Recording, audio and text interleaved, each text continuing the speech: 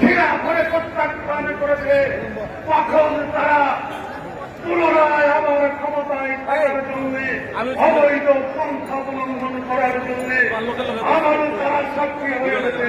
বন্ধুরা আমার, আপনারা জানেন আগামী জাতীয় সংসদ নির্বাচনে বাংলাদেশ জাতীয় দল তারেক রহমানের নেতৃত্বে যখন একটি নিরপেক্ষ সরকারের অধীনে নির্বাচন করার জন্য জনগণের ভোটাধিকার ফিরিয়ে দেওয়ার জন্য আন্দোলন করছে, তখনই আপনাদের আমাদের প্রিয় নেতৃবৃন্দদেরকে প্রতিদিন বিনা অপরাধে কারাগারে গ্রেপ্তার করে কারাগারে নিক্ষেপ করছে। বন্ধুরা আমার, তার ধারাবাহিকতায় প্রিয় নেতা আব্দুল মোনায়েম মুন্না সহ কালু ভাই সহ দেশনেত্রী বেগম খালেদা জিয়া থেকে শুরু করে বাংলাদেশের কারাগারে হাজার হাজার লক্ষ লক্ষ নেতা কর্মীকে বিনা অপরাধে আটকে রেখেছে। বন্ধুরা আমার, আমাদেরকে শেষ করেছে, আমাদেরকেও নাকি তারা গ্রেপ্তার করবে।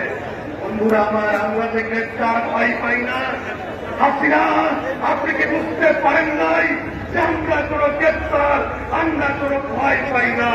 আমরা আপনাকে নিরপেক্ষ সরকার অধীনে নির্বাচন দিতে বাধ্য করব, তাতে যদি আমাদের জীবন সংশয় হয়, যদি আমাদেরকে মরতেও হয়, তারপরেও আপনাকে এই দেশে আর অবৈধভাবে ক্ষমতায় আসতে দেওয়া হবে না, হবে না, হবে না।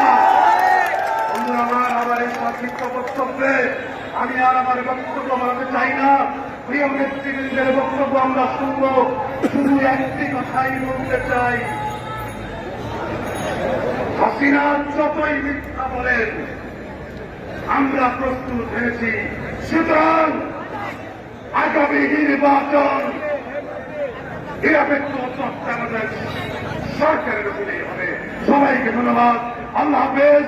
বাংলাদেশ জিন্দাবাদ, বাংলাদেশ জাতীয় জিন্দাবাদ, শহীদ রাষ্ট্রপতি